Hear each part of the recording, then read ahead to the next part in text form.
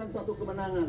Kita tahu bahwa Ibu Kurnia cukup mengikuti jalannya persidangan. Beliau juga tim lawyer. Mungkin kami berikan kesempatan pertama untuk memberikan gambaran kepada masyarakat atau saudara kita yang hadir, apa yang kita harapkan dan sampai di mana persidangan ini. Oke, kepada Bunda Kurnia, silakan naik ke atas. Bunda. Inilah Sri Kandi kita, singa podium kita. Ayo Bu. Istimewa berarti kalau dikasih nomor 1. Assalamualaikum warahmatullahi wabarakatuh. Sekali lagi, Assalamualaikum warahmatullahi wabarakatuh. Siap-siap. Merdeka! Merdeka! Merdeka! Saya bertanya, sudah merdekakah kita? Saudara-saudaraku sekalian, angin segar insya Allah mendatangi bumi pertiwi Indonesia tercinta. Insya Allah, ya. 10 tahun di bawah kepemimpinan Jokowi, insya Allah detik-detik daripada persidangan MK akan mengembalikan marwah MK kepada kitohnya atau backen to the kitoh of the MK, yaitu Mahkamah Konstitusi. Ya betul, bukan mahkamah kalkulator, bukan mahkamah keluarga. Ya, saudara-saudaraku sekalian, sebelum kita masuk ke materi ya, saya ingin mengingatkan kembali walaupun agak terlambat. Tanggal 3 April 2024 yang lalu seharusnya kita merayakan kembali proklamasi kita yang kedua, ya, bahwa 3 April 1950 seorang anak bangsa yang seharusnya ditiru oleh Joko Widodo, yaitu Muhammad Natsir, telah ya mengeluarkan satu mosi integral, yaitu Negara Kesatuan Republik Indonesia. Betul. Kita doakan kehadiran Allah Subhanahu wa Ta'ala, beliau sebagai putra terbaik bangsa yang dihadiahkan jabatan sebagai Perdana Menteri pertama Indonesia, dikatakan sebagai pencetus proklamasi yang kedua oleh Muhammad Hatta, akan diterima semua amal ibadahnya oleh Allah Subhanahu wa Ta'ala. Betul. Dan kita bangsa tidak akan menjadi bangsa yang durhaka karena tidak lurus kepada cita-cita bangsa negara Indonesia. Betul. Saudara-saudaraku sekalian, saya sebenarnya hari ini belum mengikuti di persidangan, tapi sudah tahu agendanya apa, ya. Bahwa kita sudah mengetahui sidang telah berlangsung. Menurut kami sesuai pelan-pelan dengan keinginan dan harapan bangsa Indonesia yang mencintai kejujuran, menghendaki lahirnya sebuah pemilu yang jujur dan adil, bebas dan rahasia, sehingga menghasilkan pemimpin yang benar-benar seharusnya memenangkan kontestasi tersebut. Betul? Bapak Ibu sekalian, Anda mungkin sudah mendengarkan 4 orang menteri di kabinet Joko Widodo yang sudah dipanggil ke MK, yaitu Menteri Pembangunan Manusia dan Kebudayaan, ya, kemudian Menteri Perekonomian Erlangga Hartarto, kemudian Menteri Keuangan yaitu Sri Mulyani, dan yang keempat ini yang paling ngeri-ngeri sedap, yaitu Menteri Sosial. Ya, meskipun saya belum membaca ini karena kita juga banyak urusan lain ya, tetapi urusan yang paling penting adalah tentang negara ini. Bahwa ternyata katanya pertanyaan-pertanyaan daripada hakim-hakim kita ini masih sangat normatif. Apakah normatif jelek? Enggak dong. Normatif memang seharusnya karena berdasarkan norma, ya. Kita harus terus melakukan upaya-upaya untuk menyokong, mendukung, membackup para hakim MK sehingga mereka tetap mempunyai keberanian untuk tetap on the track sebagai penjaga konstitusi atau the guardian of constitution. Betul?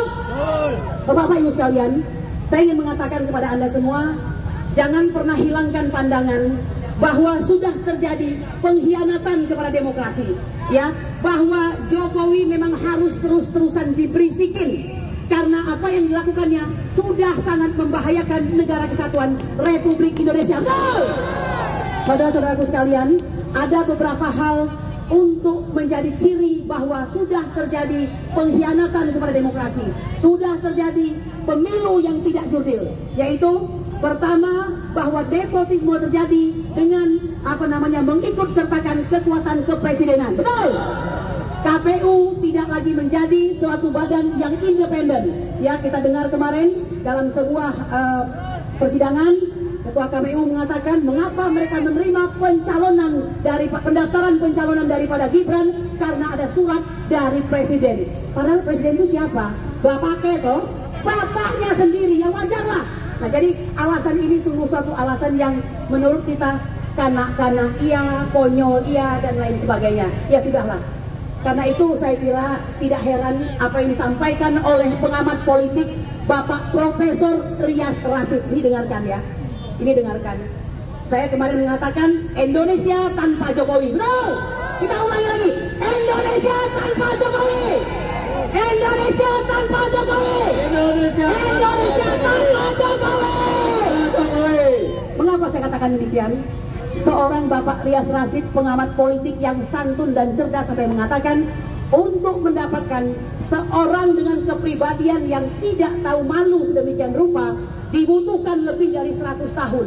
Bayangkan, dan Indonesia memilikinya. Sifat-sifat Fir'aun itu ada dalam dirinya, yaitu memecah belah dan mempertahankan kekuasaan dengan segala cara. Betul! Oleh karena itu, Bapak-bapak dan Ibu sekalian, saya ingin Anda semua kembali ya, kuatkan tekad kita bahwa perjuangan ini harus mencapai tujuannya dan konstitusional, oke? Karena kita tahu ini kekuatan daripada pemerintahan hari ini di backing oleh segala lini, ya. Bayangkan untuk pemilu mereka mengerahkan update, mereka mengerahkan segala macam kekuatan, termasuk di dalamnya adalah aparat, ya. Jangan heran mereka melakukan pelantikan secara massal pejabat daerah yang arahnya adalah untuk mengarahkan kemana arah pemilihan ini, ya. Lalu pejabat tersebut mengarahkan orang di bawahnya. Inilah yang dimaksud dengan terstruktur, masif dan sistematis itu, yang tentu saja akan dibantah habis-habisan oleh komandannya, yaitu Yusril Iza Mahendra and the gang. Betul. So, Bapak-bapak Ibu sekalian, saya ingin mengatakan perjuangan ini masih panjang. Koordinasikanlah satu dengan yang lain. Jika hari ini masih sebanyak ini, usahakan lebih banyak lagi. Ya, saya ingin mengatakan bukan di sini tempat kita, di sana, di MK. Bawa poster Anda di depan MK.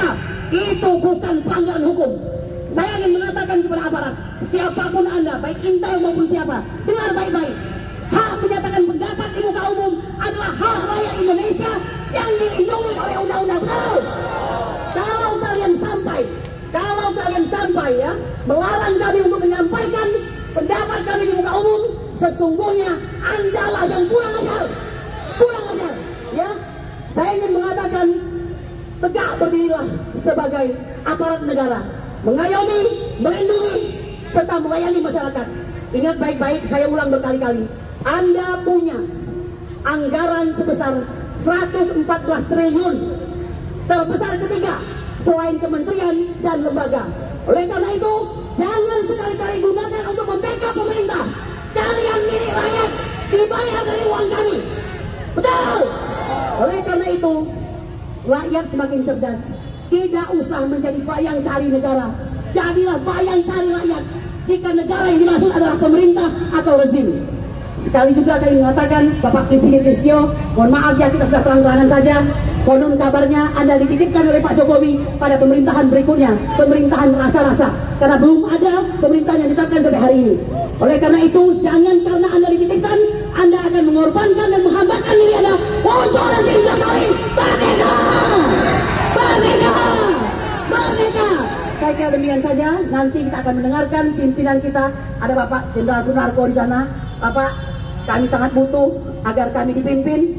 Kami ingin sekali negara Indonesia ini selamat. Untuk yang kedua kalinya kita memproklamirkan negara kesatuan Republik Indonesia, cita-cita dari M. Nasir. Assalamualaikum warahmatullahi wabarakatuh. Merdeka! Saudara sekalian, kita berkoordinasi dengan panggung di belakang. Mereka akan menutup, kita beri kesempatan, mereka akan menutup acara.